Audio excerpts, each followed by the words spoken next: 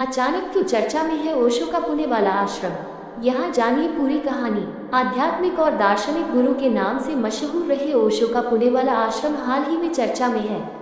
लोगों के बीच सवाल उठ रहा है कि आखिर ओशो की प्रॉपर्टी है किसकी, इस पर किसका हक है, ओशो किसके हैं। इन्हीं तमाम सवालों की पड़ताल की रजनी शर्मा ने। आश्रम की प्रॉपर्टी पर किसका हक। ओशो के शिष्य जो ओशो कम्यून यानी आश्रम में नहीं रहते, वे इसका प्रबंधन करने वाली संस्था ओशो इंटरनेशनल फाउंडेशन OIF से खफा हैं। इल्जाम है कि यहाँ से धीरे धीरे ओशो का प्रभाव घटाया जा रहा है, इसे कमर्शियल किया जा रहा है। ओशो के देह त्यागने के बाद यहाँ की चीजें तेजी से बदली हैं। आरोप ये भी है हाल में ही आश्रम का एक हिस्सा जिसे बाशो कहा जाता है, उसे बेचने की तैयारी हो गई है। इसके 3 एकड़ एरिया को 2 हिस्सों में करके बेचा जा रहा है। फिलहाल मामला कोर्ट में है। इसमें एक तरफ ओलंपिक साइज का स्विमिंग पूल है तो दूसरे में टेनिस कोर्ट आदि है। ओशो के शुरुआती शिष्यों में से एक स्वामी चैतन्य कीर्ति कहते हैं कि पुणे के चैरिटी कमिश्नर से ओशो फाउंडेशन ने इसे बेचने की परमिशन के लिए अप्लाई किया गया था। इनकी डील भी हो गई, लेकिन ये प्राइवेट प्रॉपर्टी नहीं है, लाखों लोगों की डोनेशन से तैयार हुई जगह है। ये गुरु की समाधि का स्थान है। इस आश्रम की जगह को कैसे बेचा जा सकता है, इसलिए ओशो शिष्य इस मुद्दे पर कोर्ट पहुंचे हैं। ओशो के एक अन्य शिष्य योगेश ठक्कर का दावा है कि सिर्फ पुणे में 1,500 करोड़ की प्रॉपर्टी है। वह बताते हैं कि आश्रम 28 एकड़ में बना हुआ है। 18 एकड़ पर मालिकाना हक है और 10 एकड़ जमीन सरकार ने लीज पर दी हुई है, जहां गार्डन बना हुआ है। तुम अपने जीवन में हर चीज के लिए पैसे का भुगतान करते हो तो परमात्मा के लिए क्यों नहीं। तुम परमात्मा को मुफ्त में क्यों चाहते हो। तुम सिनेमा जाने और पैसे भरने को तैयार हो अपने ध्यान के लिए, और अगर प्रवचन सुनना चाहते हो तो उसके लिए पैसे क्यों नहीं भरने चाहिए। अगर तुम सच में ध्यान करना चाहते हो तो तुम पैसे अदा करने के लिए तैयार रहोगे।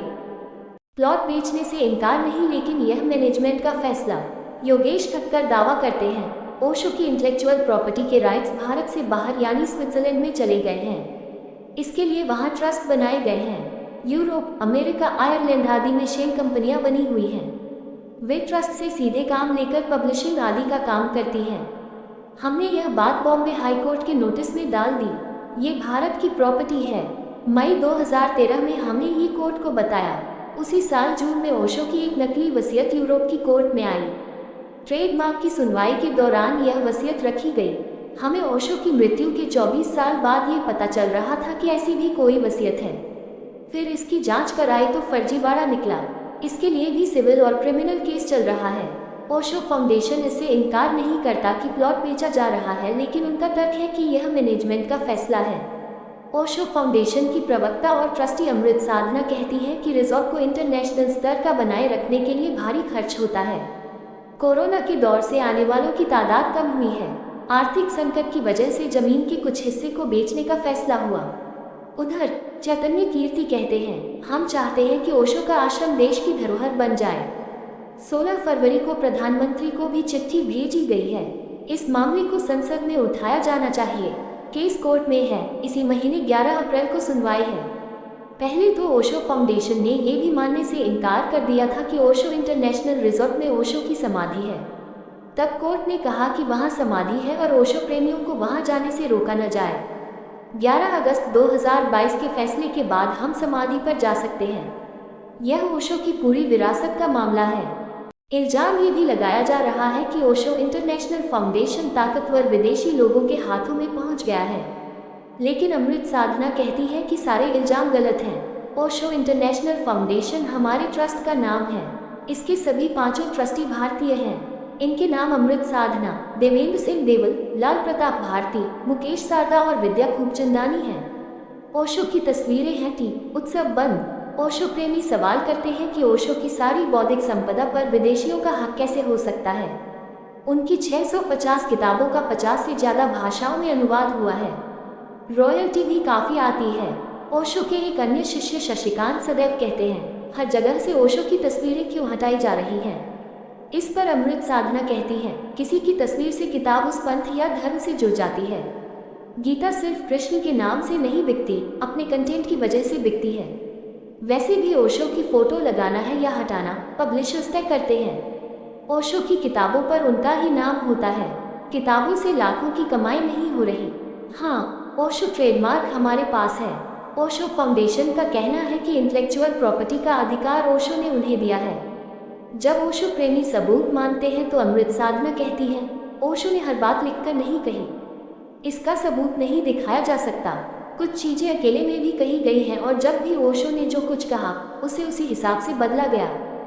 मीडिया रिपोर्ट्स के मुताबिक ओशो से दीक्षा लेने वाले शुरुआती लोगों में शामिल रही मां धर्म ज्योति ने कहा कि साल 1979 से ओशो के जाने के बाद 1990 यानी 2000 तक मैं आश्रम में रही।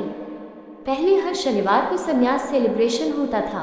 गुरु पूर्णिमा, ओशो बर्थडे, संबोधि दिवस, परिनिर्वाण दिवस और ओशो के पिता के शरीर छोड़ने के दिन को सेलिब्रेट किया जाता था। फिर ओशो से जुड़े उत्सवों पर क्यों रोक लगाई गई? इस पर अमृत साधना बताती है कि ओशो ने खुद कहा कि मैं सभी तरह के उत्सव विदा करने जा रहा हूँ। हर दिन उत्सव होगा। 2002 में ओशो फाउंडेशन ने तय किया कि ओशो के शिष्य किसी भी दिन उत्सव कर सकेंगे। वहीं जब बरसों से लगी ओशो की तस्वीरें खराब होने लगी तो उनकी मूर्ति लगा दी गई है जो जल्दी खराब नहीं होगी। महंगी एंट्री, समाधि से छेड़छाड़। ओशो इंटरनेशनल में एंट्री के लिए भारतीयों को एक दिन के लिए 970 रुपये देने होते हैं। भारतीय ओशो प्रेमी इस महंगी एंट्री कहते हैं। इस पर IOF की ओर से अमृत साधना कहती है, इस इंटरनेशनल स्तर के रिजॉर्ट का रखरखाव आसान नहीं है। यहाँ करीब 250 कमरे हैं, इसलिए स्टाफ पर भी काफ़ी खर्चा करना पड़ता है। शशिकांत आरोप लगाते हैं कि साल 2012 से मैनेजमेंट ने ये कहना शुरू किया कि वहाँ ओशो की कोई समाधि नहीं है। उनकी तस्वीर वहाँ से हटा दी गई है। उस जगह पर जवानगत्सु ऑडिटोरियम बना दिया गया है। ओशो द्वारा लिखवाए गए शब्दों वाला संगमरमर भी अब वहाँ नहीं है।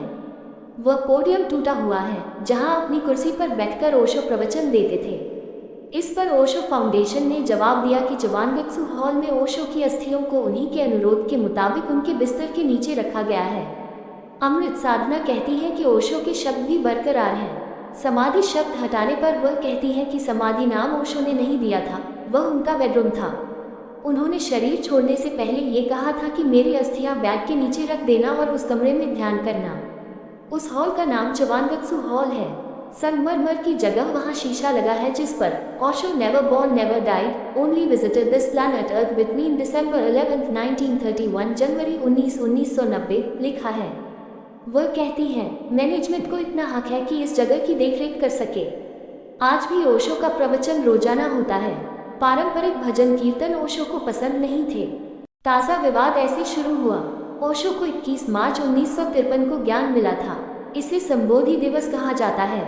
मुद्दा शुरू हुआ इस उत्सव को मनाने की मांग के साथ। स्वामी चैतन्य कीर्ति बताते हैं, मैं ओशो के नव संन्यास आंदोलन के साथ करीब 50 साल से जुड़ा हुआ हूँ। मैंने ओशो साहित्य का संपादन भी किया है। साल 2000 के बाद आश्रम में नियमों को बदलते हुए देख रहा हूँ। संबोधि दिवस पर आश्रम पर पुलिस बल भी मौजूद था और अंदर जाने की इजाज़त मिल गई, लेकिन अगले दिन फिर माला पहनकर अंदर जाने से रोका गया। बता दें, इस घटना में पुलिस ने लाठीचार्ज किया और केस भी दर्ज हुआ।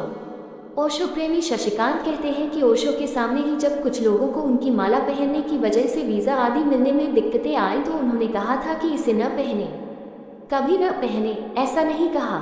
इस विवाद पर अमृत साधना कहती है कि ओशो का हर काम पुरातनपंथियों के विरोध में था, इसीलिए आश्रम नहीं, इसे रिजॉर्ट कहा। माला का त्याग किया। ओशो ने पुरानी संस्कृति, पुराने धर्म, पुराने विचारों को छोड़ने को कहा। इन बातों ने धर्म का सबसे ज्यादा नुकसान किया है। हम जिस धर्म को पकड़े बैठे हैं वह सिर्फ भावुकता है। ओशो ऐश्वर्य की बात कहते थे, सिर्फ बाहरी नहीं, आंतरिक समृद्धि भी इसमें शामिल है। साथ ही वह कहती है कि जहाँ तक एंट्री के वक्त माला पर बैन की बात है तो हर जगह की कुछ गाइडलाइंस होती हैं। रिजॉर्ट में जाने के लिए मैरून रोब यानी लंबा चोला और सफ़ेद जुराबे पहननी भी जरूरी है। इस नियम का पालन सभी करते हैं, कोई विरोध नहीं करता तो माला के लिए जिद क्यों। टॉक सुनने के लिए धन्यवाद। ओशो टॉक को सुनने के लिए बने रहे हमारे चैनल के साथ।